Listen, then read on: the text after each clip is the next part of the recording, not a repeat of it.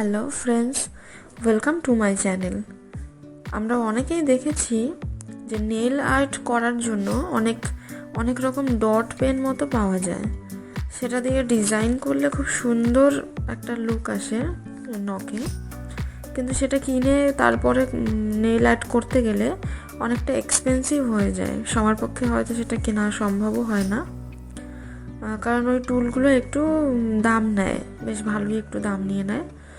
তাই আমি আজ নিজের বাড়িতেই নেইল আর্টের যে ডট পেনগুলো সেগুলো বানাবো, আর 3টে আলাদা আলাদা মাপের বানাবো, ছোট, মাঝারি আর বড়। তো এটা আমি বানাবো মোল্ডেড দিয়ে, যেটাকে শিল্পকারও বলে। এটা আগে আমি একবার ইউজ করে ফেলেছি, ব্যবহার করেছি, অন্য কিছু বানিয়েছিলাম। আমি আমার নিজের জন্য গলার একটা হার বানিয়েছিলাম, তো সেই জন্য প্যাকেটটা খোলা রয়েছে, কিছুটা দিয়ে বানিয়েছিলাম, বাকিটা এর মধ্যে আছে।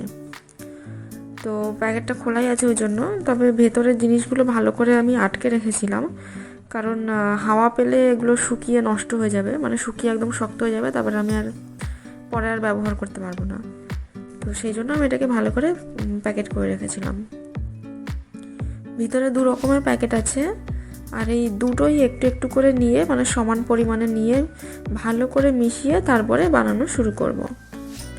তো একটা একটু শুকনো শুকনো মতো আছে, আর একটা পুরোটাই আঠালো। তো আমি এই দুটোকেই ভালোভাবে মিশিয়ে নিচ্ছি, 2 রকমের মোল্ড ইটটাকে ভালো করে মিশিয়ে নিচ্ছি।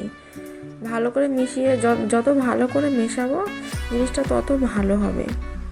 এবার এটা থেকে 3টে শেপের গোল গোল দানা মতো বানিয়ে নেব, মানে আমি যে মাপের বানাতে চাইছি ওই ডট পেনটা, ঠিক সেই মাপের ছোট ছোট করে বানিয়ে নেব। তো আমি 3টে শেপ নিচ্ছি, একটা মাঝারি, একটা বড় আর একটা একদম ছোট। এবার এটাকে একটা ঝাঁটার কাঠির মধ্যে এমনভাবে ভরে নেব যাতে গোল জিনিসটা বোঝা যায়, মানে ঝাঁটার কাঠির মধ্যে ভরে নেব। একটু সাবধানে ভরতে হবে, কারণ জিনিসটা এখন পুরো নরম আছে, শুকিয়ে গেলে পুরো শক্ত হয়ে যাবে, কিন্তু শুকিয়ে গেলে আর ঝাঁটাকাঠির মধ্যে ভরতে পারবো না। তো এখনই কাজটা করতে হবে, আর একটু সাবধানে করতে হবে। তো আমি ভরে নিয়েছি বেশ ভালোভাবে, একটু সাবধানভাবেই করে নিয়েছি।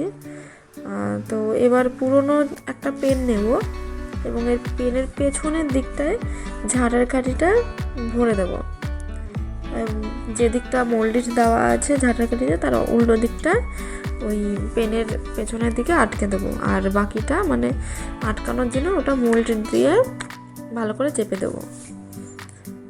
ঝাঁটার কাঠিটা একটু লম্বা রেখেছি আমি, যাতে নেল পলিশ প্রায় শেষ হয়ে গেলেও যেন নেল পলিশের কৌটোর মধ্যে সহজেই এটা, মানে নেল পলিশের কৌটো থেকে নেল পলিশটা যাতে সহজেই নেওয়া যায়।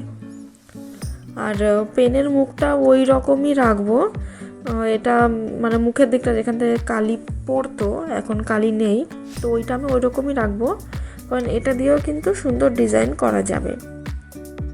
অনেকে এটার বদলে টুথপিকও ব্যবহার করে, তো আমি যেহেতু এখানে পেন ব্যবহার করছি, তো আমি পেনের মুখের দিকটা ওই রকমই রাখবো। আমি ওটা থেকেও মানে সামনের দিকটাকেও সামনের দিকে আর পেছনের দিকে 2 রকম ডিজাইন করা যাবে।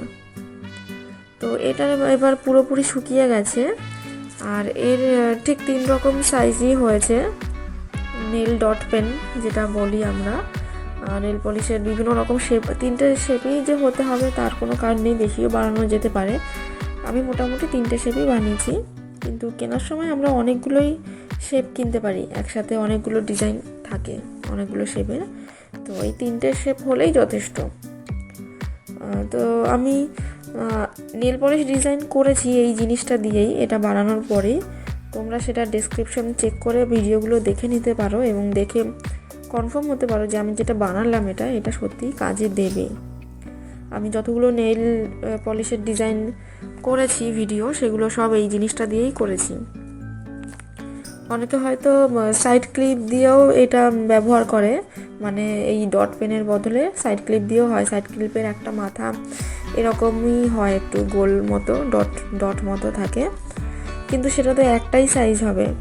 কিন্তু আমি এইটা যেটা বানিয়েছি, এখানে আমি আমার নিজের মনের মতো ডিফারেন্ট সাইজ পেয়ে যাব, যেরকম আমি সাইজ করতে চাই সেরকম সাইজেরই আমি বানাতে পারবো। তো আমি সেই মতোই বানিয়ে নিয়েছি। তো এখানে আমার পুরো কমপ্লিট হয়ে গেল। এবার এটাকে দিয়ে আমি যেরকম খুশি ডিজাইন করতে পারি, নেইল আর্ট করতে পারি। আজকের ভিডিও এখানেই শেষ। আমার চ্যানেল ভিজিট করার জন্য অনেক ধন্যবাদ। আর ভিডিওটি যদি ভালো লেগে থাকে তাহলে লাইক, কমেন্ট, শেয়ার করে দিও। আর এরকমই আরও অনেক ভিডিও পাওয়ার জন্য আমার চ্যানেলকে অবশ্যই সাবস্ক্রাইব করে দিও।